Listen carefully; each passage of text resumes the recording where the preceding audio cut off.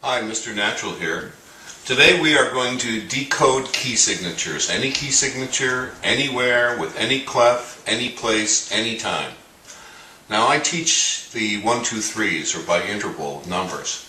And I was showing in the text that I had given in one of the lectures earlier that the last or rightmost sharp is the number 7, and the rightmost flat is the number 4.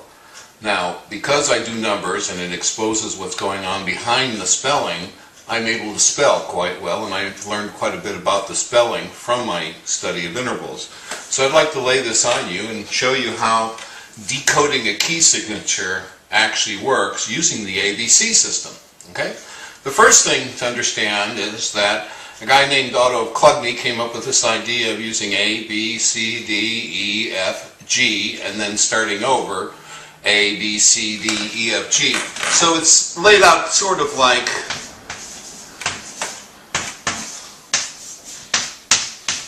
a circle.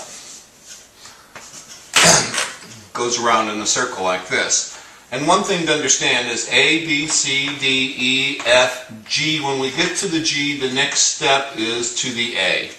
And if we're rotating this backwards, and by the way, you should all learn the alphabet backwards, at least from G. G, F, G, C, A. You can't say it that fast, you can't read coming down the stack. So, G, F, E, D, C, B, A, crossing over to G, F. This part here is important to understand that connection in that little wheel there. Okay? What we usually do is start on some line. If I start there, and label that line A, then the space above is B, C, D, E, F, G, and right there, that space would then start the set pattern here going to the A, and then the next line B, etc., all the way up.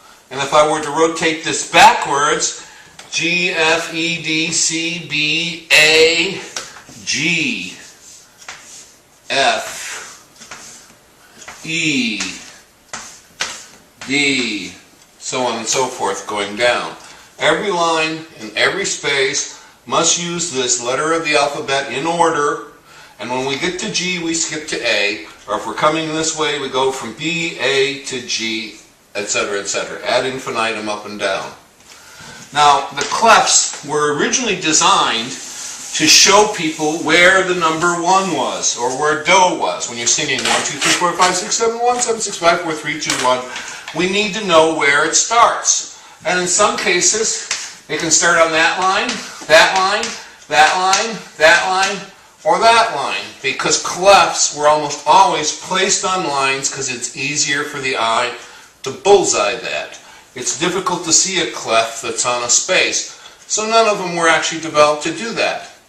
I'm going to start with the first clef called the Transposition Clef, also known as the alto clef, and often used by violas to this day, the viola clef. It's the same clef. It goes something like, it looks like this. And some people put the little in front of it as well, kind of like an E with a $ thing through it, okay? This actually is an Old English way of writing the letter C. And what this clef does is it will point to any line that we want it to point to where the pattern starting from C will occur. So, if I put this right there, I'm showing the eye that I want to use that line there as my reference point, and in that case we would label this C, D, E, F, G, A, B, C, etc., and rotating it backwards, G, F, E, D, C, B, A, G, F, so on and so forth. So this points at C. After a while, this clef stopped moving around, and most of the time it spent its life right here in the very center line with C right there, and this became the viola clef. The viola people use this to read music, and their middle line is C. And this used to be where 1, 2, 3, 4, 5, 6, 7, 1, do, re, mi, fa, sol, la, ti, do, right? They used to just point it wherever C was. Later on, we wanted to play in other keys. So they invented another clef. This one, the clef was modeled after the letter G. Like that. And again, this focuses around, or bullseyes, this line here. And that would tell us where the letter G is. So the space above would be A, B, C. That pattern would start. And going backwards, C, B, A, G, F, E, D, etc. This clef also, although we don't see it move very much anymore, it also could be moved down to here, to this bottom line, where this would now become G, A, B, C, etc. G, F, going underneath G, F, and then a line underneath E, so on. And this would be the violin clef, the French violin clef. This is still used. Another letter of the alphabet was then used to show us where the number 1 was, and that one was the letter F. So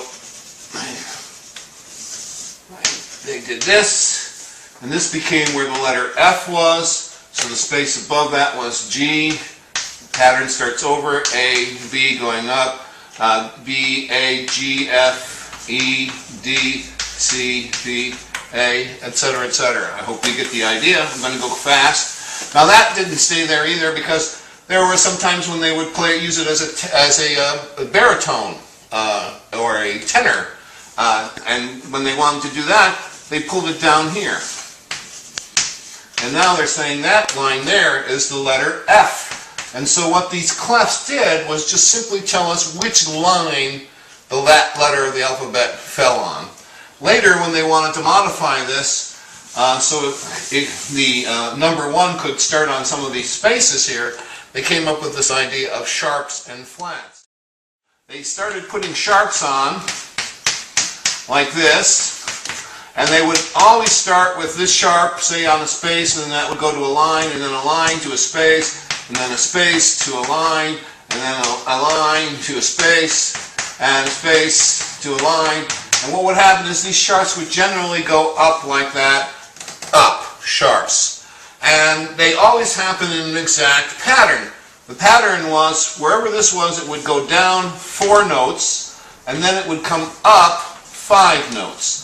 It would go down 4 and up 5, down 4 and up 5. And you can see by doing this, it would gradually rise. Flats, on the other hand, when they were placed on the staff, they started flats out with the first flat, and then the next flat was placed 4 above. So this time it went up 4 and down 5. And this pattern, causing this to drop down to this space, then go up to this line, and then drop down to that next line, and then go back up to this space, and then drop down to that space, and go back up to that line, and drop down to that line, and go up to this space, and drop down. This pattern was a constant descending pattern, and they called it flats. And what happens is, you put in your first flat, you then move up a 4th, put in that flat, then come down 1, 2, 3, 4, a 5th, put in that flat, go up a 4th, 1, 2, 3, 4, place that flat, come down to 1, 2, 3, 4, 5, so on and so forth, and that pattern goes on and on and on. Now the next thing is, where do I start the first sharp or the first flat? Totally depends on the key signature, totally depends on the clef in this case. If I start with this clef, and this is my letter G, the first sharp is always F sharp. So I would place that sharp right there in the way that Bela Bartok would put that sharp in. Or, another place, this letter G also lines up here, so this line here would also be F sharp. And I can actually start it on either of those lines. Let's take Bela Bartok here. He started here, then he went down 5 to the ledger line below. Then he came up 5, 1, 2, 3, 4, 5 to this line. So now we have the G sharp. This G sharp goes on down to D sharp. The D sharp comes up to A sharp. The A sharp goes on down to E, etc., etc., etc. If I start them up here, I would bring it down 4, go up 5, bring it down 4, and then at this point on this D, I would have a problem. I can't go up to this ledger line and start running out of staff, so I can bring it down 4 again to the A, and then go up 5, and then come down 4, and then go up 5, etc., and take this pattern like this, drop it, and start going up again. The same thing happens in some cases with the flats. If I were to have C here, then F sharp would start up there, and then I drop the F sharp. I drop the F sharp down 4 to the C. Then I'd have to take it up, and right away I'd run out of ledger lines. I'd start running into ledger lines, so I can drop it 4 again, and then take it up 5. Then drop it down 4, then take it up 5. So in this case, we're going like that. If it's flats, it's going to do exactly the opposite. Say I start with my first flat right here. The first flat is almost always, the first sharp is F sharp, and the first flat is almost always B flat.